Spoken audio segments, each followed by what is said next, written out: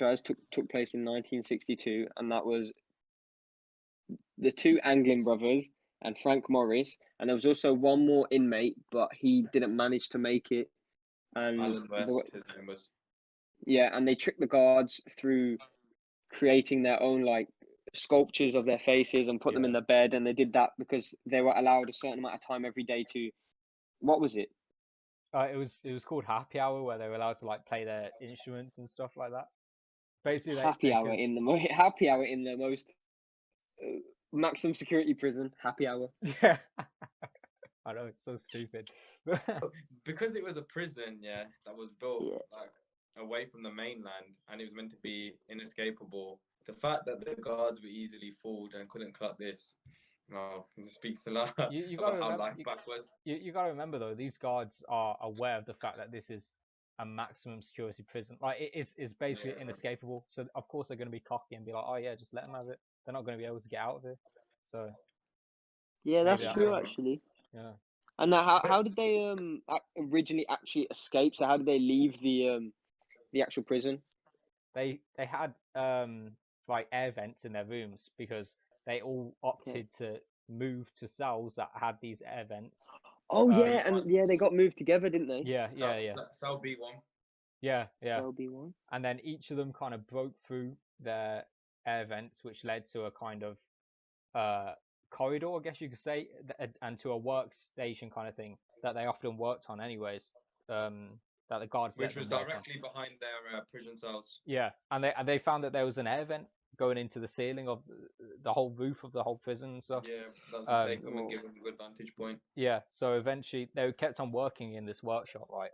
And they asked to put up like these kind of blanket type things or quilts, so then it looked like they were working. Oh yeah, they asked to put that up. Yeah, and I can't believe they wouldn't even the guards wouldn't even check. Like, why would you just trust the criminal? Completely. Yeah, it's like because they were saying it was due to like dust always getting down. Yeah. That's what it was. Yeah. You got to remember though. These guys were actually geniuses as well. And like they made drills from an old vacuum type thing, and like that's what shocks me. I find it hard to believe that they could actually. That's where I'm low-key thinking that I know this is really unlikely, but maybe they got some help from the guards, because doing something like that and getting a guard not to look behind a curtain, which all they have to do is literally move a curtain, getting the guards to not do that for such a long time. I don't know. I can't imagine. Thinking about it, right? I want to throw it out to you two. Do you think, because obviously, just to skip ahead a bit now, not all of them escaped. Alan West was the one, obviously, who stayed behind because apparently he couldn't get through the vent. Don't you? I don't know. I'm just thinking about it now. It's just coming to my head. Don't you think that might have been part of the plan as well? I think so. Alan West, obviously, it came out after that he gave like loads of witnesses accounts and stuff, and he basically coughed up the whole plan. So obviously, we know these guys are really clever. So he might have been integrated into the plan. You know? Do you know why? Because I'm thinking they said that he couldn't fit through, so they didn't let him. So he didn't escape in the end, which I think is crazy, because a plan that took so long, you would have accounted for all the mishaps. So anything that could go wrong, they would have accounted for that, which means they 100% would have accounted for the fact that if someone couldn't make it, and they probably told him a story which he should have told already. So it was pre-planned, premeditated. Exactly. Surely they would have had communication between them all to say, okay, I've got my vent ready. Have you guys got yours ready? Okay, we have, and then we'll go ahead with it. So, because how else would they have all done it at the exact same time? How else would they have how would they have communicated? How would they communicate? I mean, thinking about it, if you think about it, right, there must be quite hundreds of people in that prison, and the fact that obviously this is figureheaded by the two brothers, John and Clarence, they must have been going around and thinking for suitable candidates who could actually make this possible. So when they found Frank and Alan, they thought, you know what, these two are the only people in this prison who are going to help us get out. I think it was a big mistake from the government and the FBI, because the two brothers, they got put in the same prison. Right next to each other as well. Right next to each other. Yeah. That is... Because naturally, brothers are going to have, you could say they're going to have more chemistry than other people, and they'll find a way to communicate with each other. I don't know how how valuable that information is. But like, I think they're, if you get what I'm trying to say, like putting two brothers together, I think you should distance them. Yeah, exactly, because it's the perfect cover up as well, to constantly be speaking to each other as well. You know, it's like what Jay said earlier as well. It's like this prison was designed to be inescapable. Yeah, exactly. So obviously the guards must have thought, you know what, it's impossible. No one's ever getting out of here. But obviously they were 10 steps ahead of everything. So we've briefly touched upon like the whole story, so people should just kind of get it now. Like, these people escaped, one guy stayed behind. So there's two main conspiracies here, and one of them is, did they all survive? Or another one is that they didn't make it to the mainland, which was their destined goal. So what do you guys think? Do you think they made it, or do you think they died? Well, let's talk about how they actually managed to travel from Alcatraz, which isn't on mainland, to mainland, and it was because they used multiple, like loads of raincoats. Was it raincoats? And they built their own raft. 50. Yeah, that, I don't know. That seems really hard to believe to me. Yeah. Clearly they did it, but it seems really hard to believe. And apparently it was the conditions of the ocean or the sea at that point were really 40 bad. degrees Fahrenheit. Yeah, really bad. That, and obviously the currents passing through and stuff. It was like So impossible. To make it sturdy enough, yeah, it's hard to believe. When they, they fair, clearly did. To be fair, you guys must have heard as well. There was like a scientist after who said there's a triathlon that is held there, like each year. That year, every year, and like people managed to, like all the contestants everyone's managed to complete it. But obviously, yeah, they do feel the full effects of the waves and stuff, so it is possible. Yeah. Also, there's possibility as well that they swam to a different piece of land as well. Well, that they drifted towards a different piece of land as well. That's further away, but they could get away with it because no one would expect them to go down. Also, the current would have dragged them there as well. Only in a certain time though. There was only like an hour's interval where they could do that as well. So that's also a possibility. Oh yeah, there was. However, so everything was planned perfectly. Yeah. However, then the things that were left behind weren't found at that part of the land, so there's not a very good chance that, you know. What was it that they found of the escape? It was bags of raincoats that had like contact details and stuff for their family. The picture of their family. Yeah, pictures as well. Yeah, it's the picture of the family. Yeah, so I think that's way too much evidence. I think that's kind of planted though. I think they planted it so then they could give the impression that they died, that they perished whilst trying to make it to mainland. Because you have to ask yourself the question: if someone said to you, "You're going to go to somewhere and you're going to be there for the rest of your life, and there's no way you're getting out," but then you find like there's even a 1% chance that you can actually do it, and you're going to plan everything, like every step. You're not going to be that gullible to leave at one thing. Obviously, there's a chance, but the way these guys did everything, like we discussed, the raincoats, the building of the drawers with, what was it, Jay? The Hoover parts and stuff, vacuum parts. Yeah, the vacuum parts, yeah. Like, that takes a lot of skill as well. Like, I know these guys were... yeah, they were really skilled, especially the head models that they made out of... Exactly. What was it, concrete? Did they use concrete? Yeah, it was a mixture of concrete and plastics and stuff. Like, one of the guys was the hairdresser, that's how they got the hair. Yeah, that's yeah. And then the guards came in, and the only way they found out is when they moved the bed sheets and the head fell out. And I just think, surely, if you can spot a fake head from far. Exactly. Especially guards. If you're, and I'm assuming that the guards would have been really well trained, you know, to work in Alcatraz. I mean, it's a national embarrassment. Yeah, and it could just be down to a lack of humility as well. The guards could have just been way too cocky because of where they were. Eventually, that happens because this was the kind of unescapable prison for many years. So no guard would expect anyone to escape anyways. Because no one going to that prison is ever going to have the thought of, yeah, I'm just going to escape. Everyone's just probably thinking who goes there, yeah, I'm just going to serve my time and get out. But these guys clearly, you know, they had a vendetta. They knew what they were doing. You've got a point, because surely if there's something that from the outside, there's a stigma attached to it, and a correct stigma as well, rightly so, like that is impossible to escape. So surely there would be some, you know, weaknesses in the security, because they're thinking that an inmate's not even going to think of escaping. It won't even cross their mind, because they won't even think of it. So the guards might be a bit naive to that. Yeah, because that's a good point, because that's what they want you to think, and obviously criminals, like when they're going for offences like that, no, it doesn't cross anyone's mind to escape. It's just like, yeah, we want to go and get out. But obviously, is this all alleged? So is it like, you know, so who told this story that even we're repeating? Did that come from the inmate that was left behind? Yeah, Alan West. So you could say this is alleged. Yeah. You can't say all of this is true. He could just be like finding a way to cover up. That could have been all planned. But that's what I'm saying. That's why I posed that question, because obviously I think this guy, they must have sacrificed him. One of them had to stay behind, and he thought, you know what, let the two brothers go. I think he was a sacrifice, actually. And it's part of it. Like he cooperated with the police.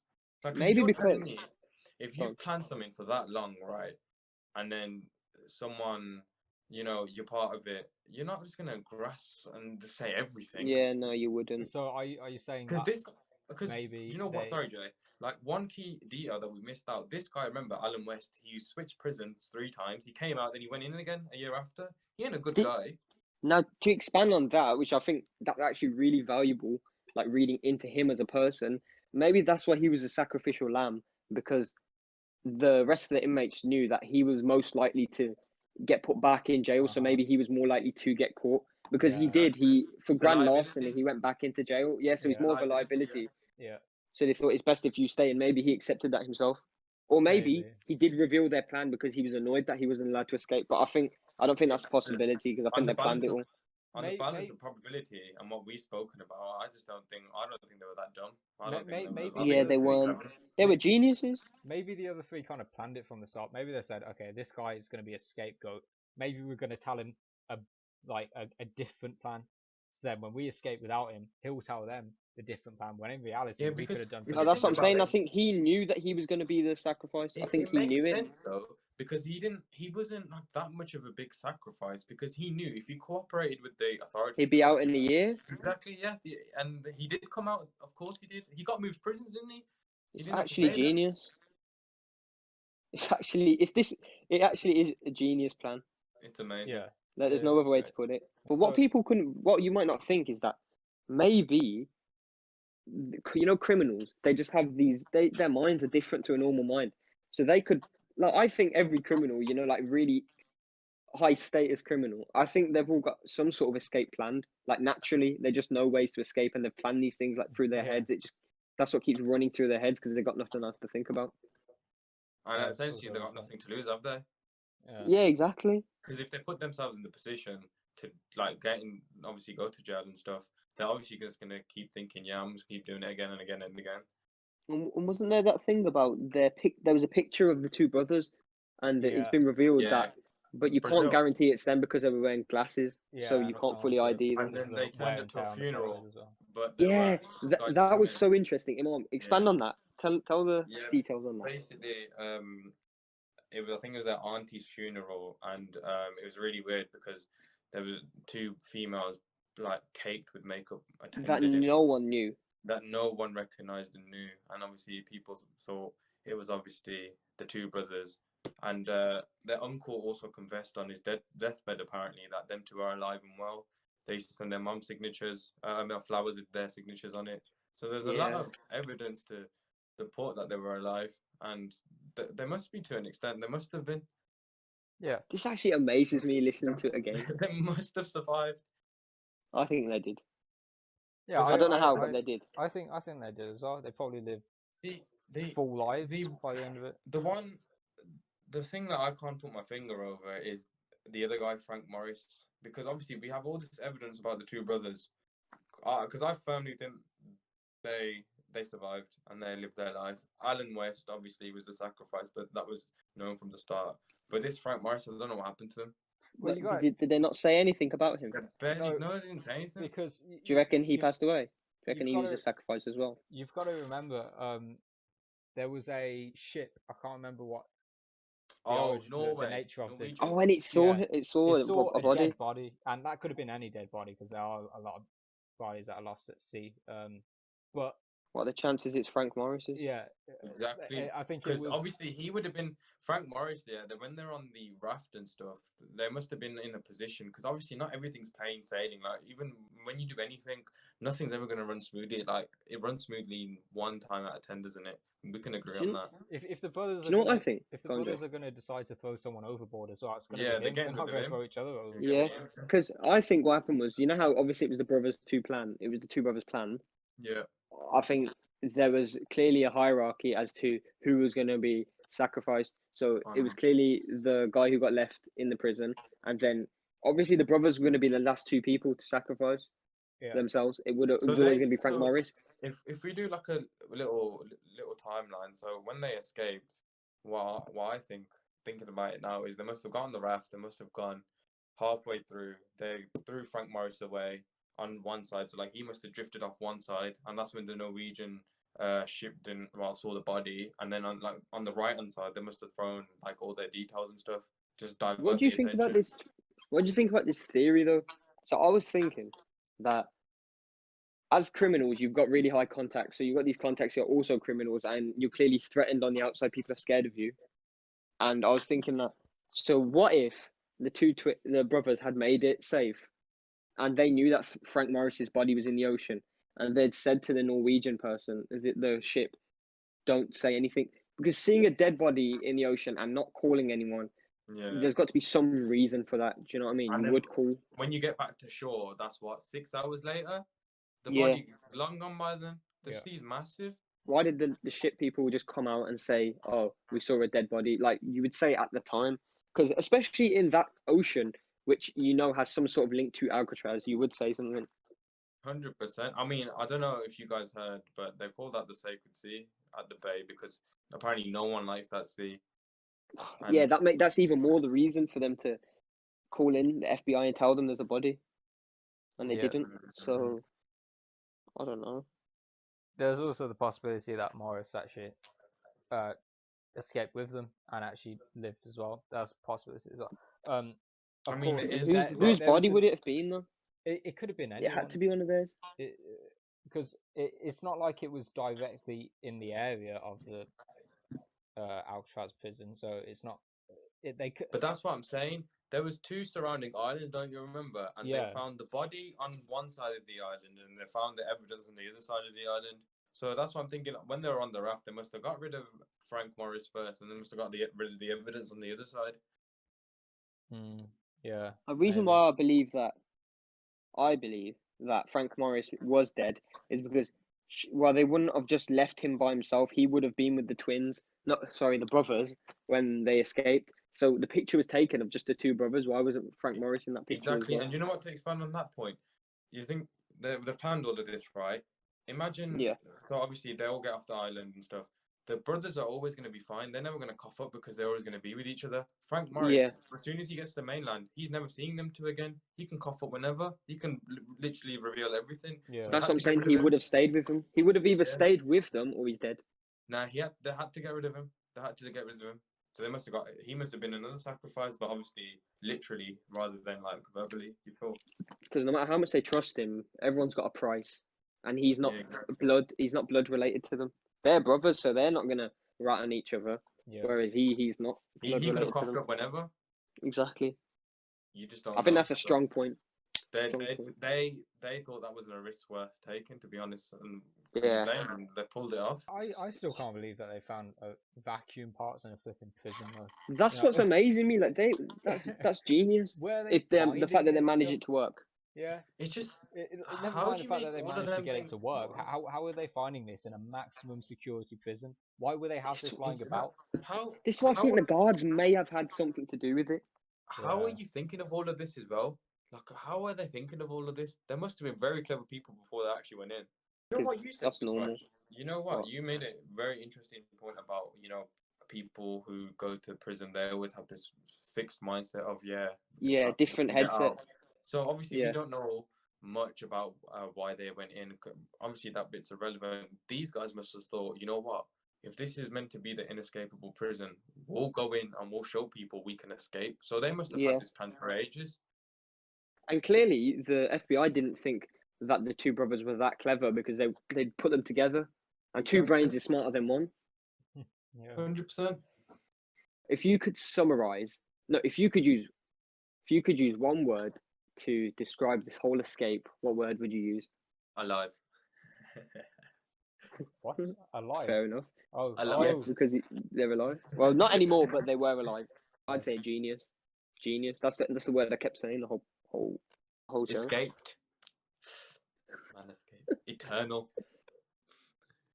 Forever. You're just saying any bloody words now, aren't you? Yeah. What word would I use to describe this? They made the impossible possible. Because this whole thing deserves a word that Hasn't been coined yet. Yeah, a word that is. It needs a neologism. I don't think there is a word to just describe their pure genius. You know, I don't think there is.